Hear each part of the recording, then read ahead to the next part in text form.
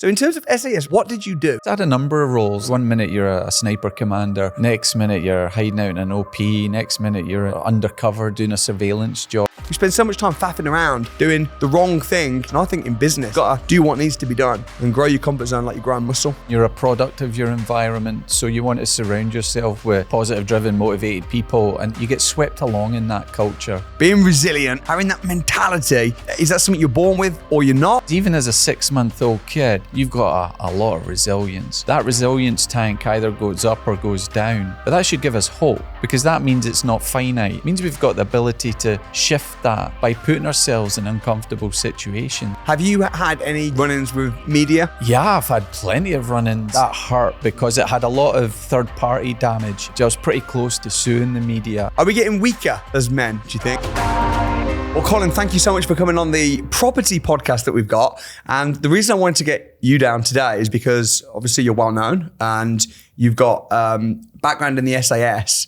And I wanted to talk to you a little bit about leadership, teamwork, and also a resilient mind, because I think that goes across all different industries. If you've got a sharp, resilient mind, I think that's going to be super beneficial, especially for business people, tough times in business. So would you be able to start just by maybe telling us a little bit about your background and how you became so well known, what you're most well known for anyone that might not know?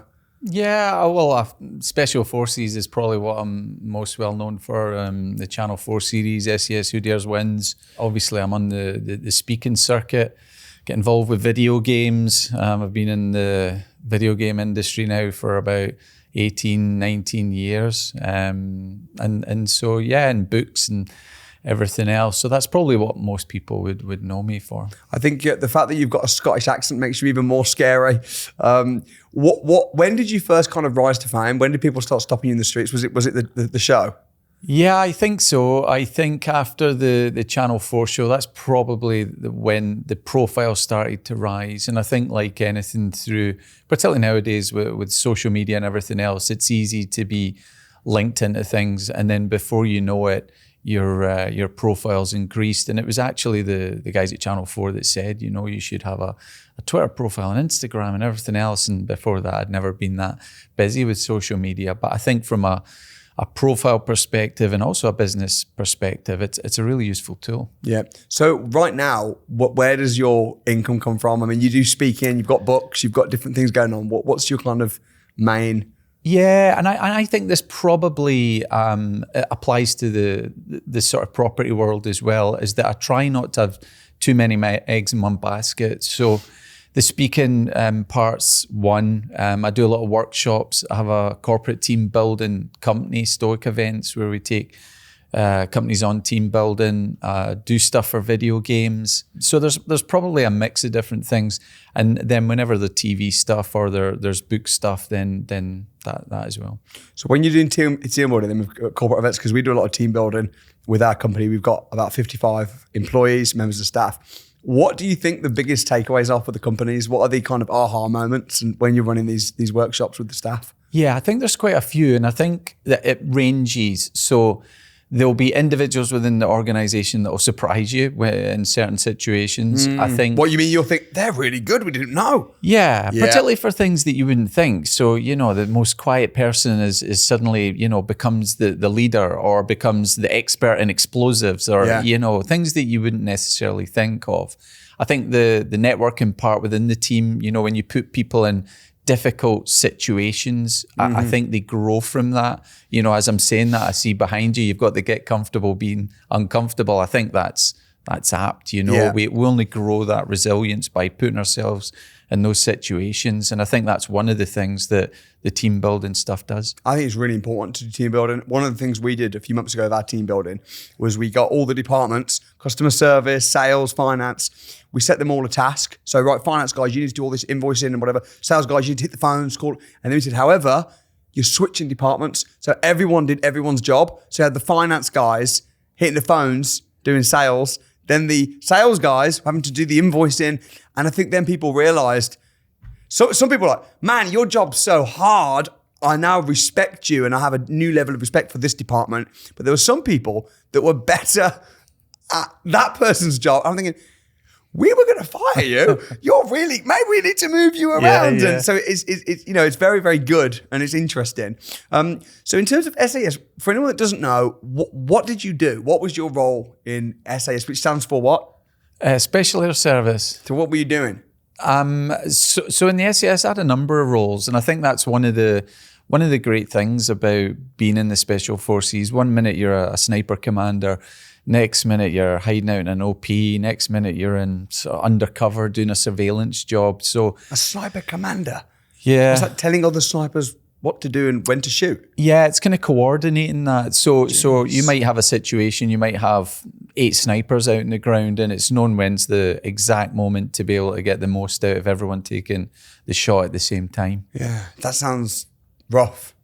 I don't know if I'd have the stomach and that to be doing that. Oh, you'd have the stomach. Bro, I went to, I was in Thailand, and there was an opportunity to just, a little shooting range, shoot guns. I'd never shot a gun before. This was last year. And I got I don't know what it even was, like a Glock or something. And I got to shoot a target, fine.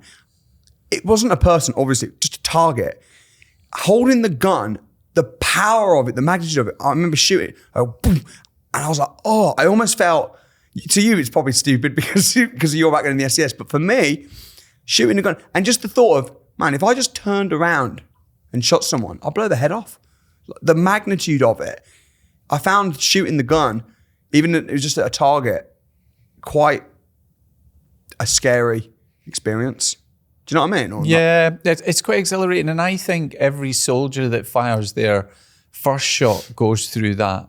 And like anything in life, the more you do it, the more comfortable you are doing it, and the more you kind of process it and then fine tune what you're doing until you're better at it. And that's the same for everything. Yeah. So, I mean, one of the reasons that I wanted to, you're speaking tonight at the Property Investors Academy dinner, which is going to be amazing. I think the topic is resilience. How do you grow a resilient mindset? Because I was talking even last month to Linda Plant from The Apprentice, who's Lord Sugar's business advisor.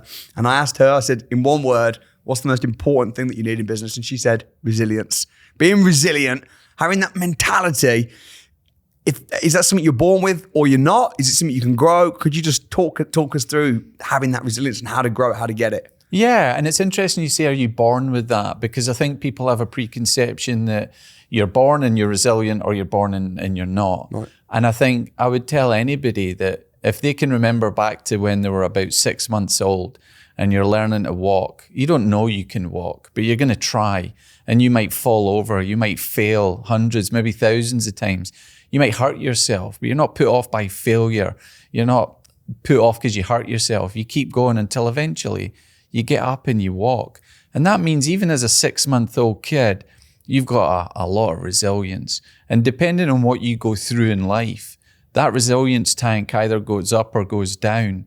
But that should give us hope, because that means it's not finite. It means I'm not 63% resilient, you're 72% resilient. It means we've got the ability to shift that by putting ourselves in uncomfortable situations. Mm-hmm. And so that gives us a bit of strength, because it means I can grow that. And controversially, I can pass it on. Mm. And I think as well, in terms of like walking, you're never going to have parents where their little kid says, oh, I can't walk, I'm struggling. And they go, you know what, don't worry about it. Just crawl, it's fine. Just don't worry about it. You're never going to have that.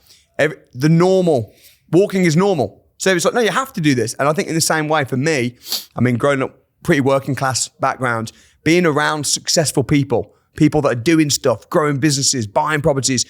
If you're around people where that's just normal, you just think, man, I'm just gonna have to keep going until I do it. If you're around mediocre people that aren't successful, aren't getting uncomfortable, aren't pushing themselves, it's just like, you know what, I can walk, I can talk, I've got a job, I'm doing okay, I'm happy here, I'm happy average.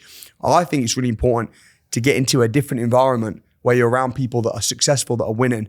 And then it makes you feel like, man, I've just got to keep going until I get up. Even normal things like, I've just had them today hitting the phones, talk about resilience. It's a bit different from SAS stuff. Some of the guys were scared to pick up the phone.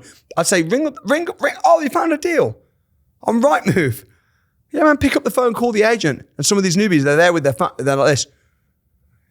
They're just calling Dixon's. They're going to speak to some 23-year-old Stacey from an office, and they're like, hands are shaking. But then when they do it, Oh no, the property's gone. Oh, okay. That wasn't too bad. Right. And then by the end of the day, they just pat, pat, pat, pat, pat, pat. We spend so much time faffing around doing the wrong thing, floating around designing logos. And I think in business and to be successful, you got to do what needs to be done and grow your comfort zone like you're growing muscle. Yeah, no, you're spot on. And I talk a little bit today about perspective, and you're a product of your environment. So you want to surround yourself with positive, driven, motivated people, and that you get swept along in that culture. A big part of what today is about. And I think for anybody that's been pushed out that zone, parachuting's a good example. You know, the first time you go skydiving, you think you're on that, you're ready to go. Yeah, you're scared, you're nervous, everything that might go wrong's going through in your head. But when you do it, what do you think the first thing that happens when your feet touch the ground? You want to go back up and do it again. Yeah.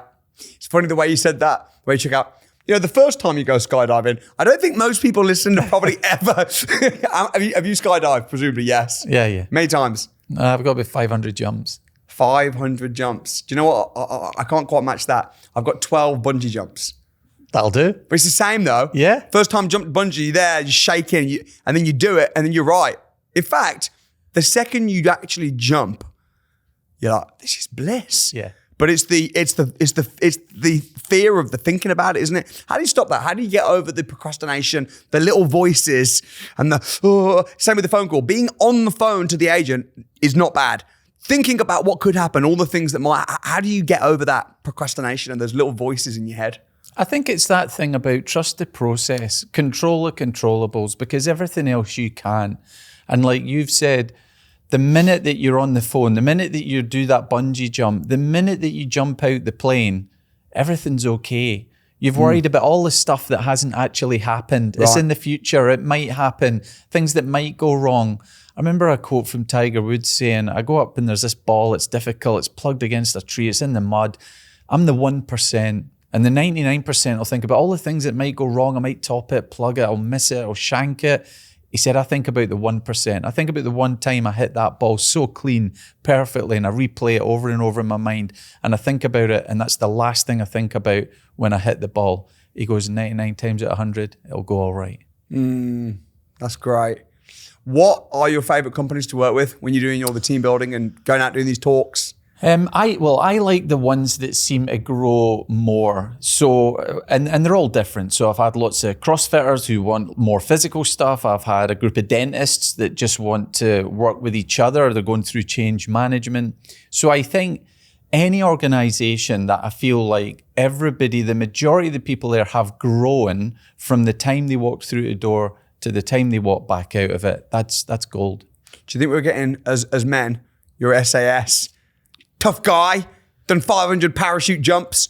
Are we getting weaker as men, do you think? Or do you think that that's just a misconception from people on TikTok? Because there's certainly a lot, I see a lot of people say, oh, we're going soft. And do you think that's true? Are we going soft? How would we get on in a war right now? Would the men fight? I don't think we're postured for war now. I don't think there's no political appetite for war. There's no public appetite for war. And we've shrunk our forces.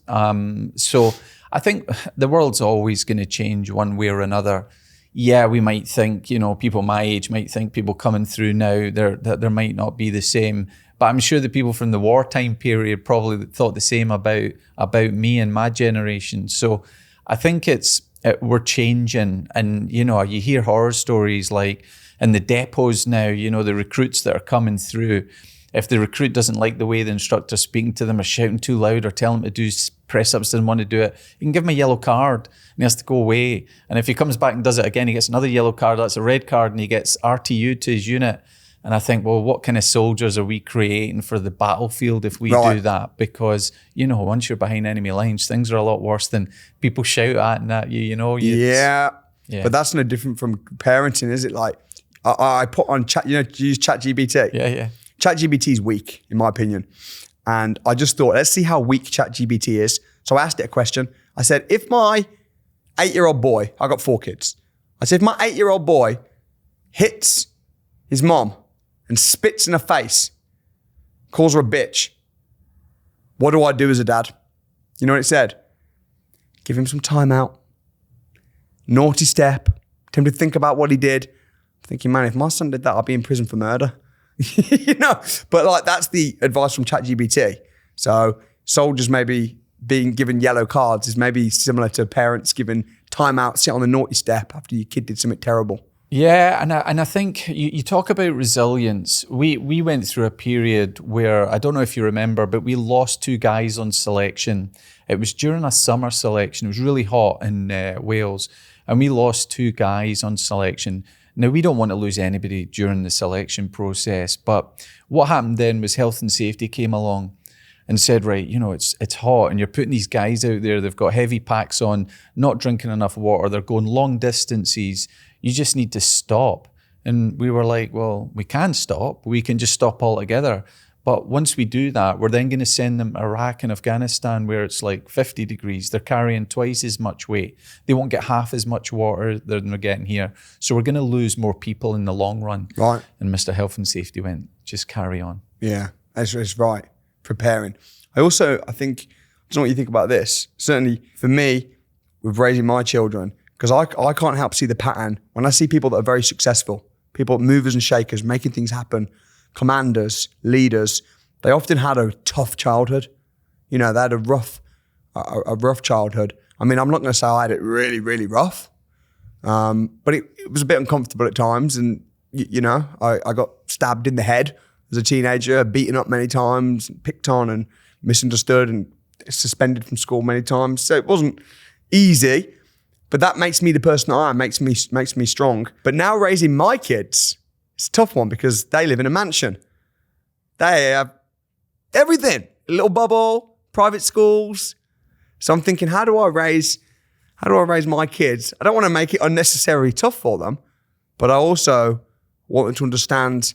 I want them to have resilience. I don't know if you've got any advice for me as a parent with young kids. Yeah, I don't think I'd give anybody advice, but I think you have the beauty that you've seen both ends of that. You've seen one end which is tough, you've got to fight for everything, and you've seen the other side where you can afford to give your kids the life that you wish you had.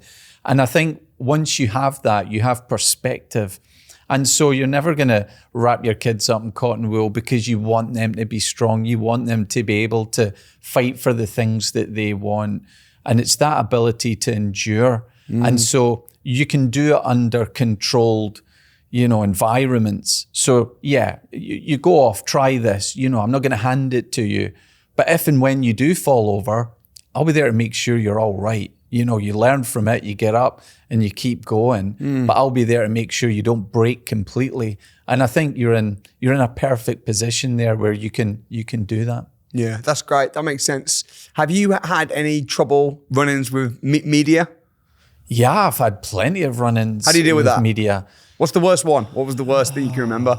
The worst one with the media? I don't know. There's been a few, but I think most of the time it's because they've taken part of a story like they normally do and they'll blow it into, that one of the worst ones I remember, there was an article about mercy killings.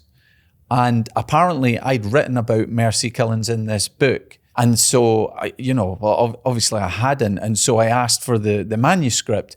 Luckily for me, it was an audio transcript. So I had a whole audio file of everything that I'd said. But the damage was done, and the article was out saying, he's going to write about these mercy killings, just shooting people and putting them out of their misery and stuff.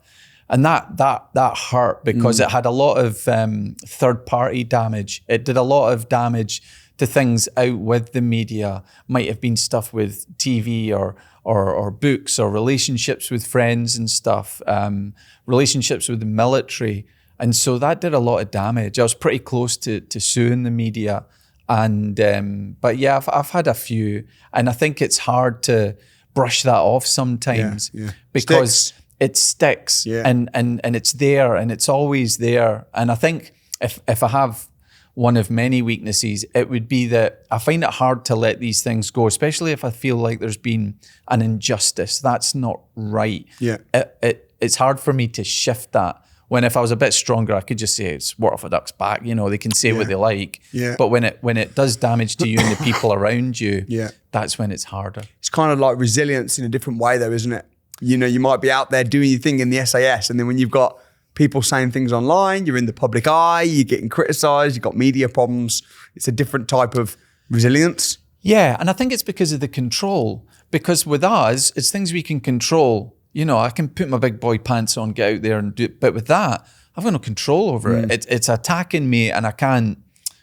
No amount of resilience will stop that from happening or having that impact on the people around me. What do you want to be remembered for? What kind of, you're very well known. What kind of legacy do you want to leave? I think you always want to help people. I think like what you're doing. I think if I help myself and my family, my kids and stuff, that's fine. But the more people you can have that ripple effect on, that's then going to affect even more lives and their children and everything else. Well, that's a great thing to leave behind. How do you think you help people the most? I think probably through the mental health, the resilience side. I think both through the charities, the children's panels that I'm on, through the talks that I do. I would hope that people would get something from the resilience side that would help them in some part of their life. I think impact, man. I mean, I actually retired quite young from my property business, but I found just swanning around listening to the birds sing, it's actually quite boring. So when I started training and educating people, made a business out of it, for me, gets me out of bed in the morning. I know I won't be remembered for the amount of money that I made. I'll be remembered for the impact that I made. I'll take the money, but impact is important. What would you say then if you were speaking to your younger self from I don't know, how old are you now? I'm 51 now. 51. So going back speaking to your 21-year-old self, what would you say? I don't know. There's not much I would do different. I always tell people you can never have regrets, because if you went back in time, you'd do exactly the same as what you did. That's why you did them. I mean, I was in the army since I was 15. 21, I was thinking about going for SAS selection. I passed it 20 years old. Yeah. 15. You could go to Ireland at 17, be shot and blown up. You weren't old enough to drink alcohol. So what are you most excited about tonight? And what was it that made you agree to come down? I think the same as you. I think that resilience. I think having impact. Obviously, you've got these 4 days and there's so much information, downloading, learning, and you want to get as much out of it. But if I can sprinkle just a little bit of resilience on there. Well, I hope you can, man. And that's the reason we wanted you, because they've been doing property. Pick up the phone, do this, work out this number, work out the ROI. But having you come down for a bit, and obviously they'll know who you are if they've got a TV. I really appreciate it. Thanks for coming on the podcast as well. And let's enjoy some dinner and some happy networking. Look forward to it. Real pleasure. Thank you, Colin. Thanks, mate.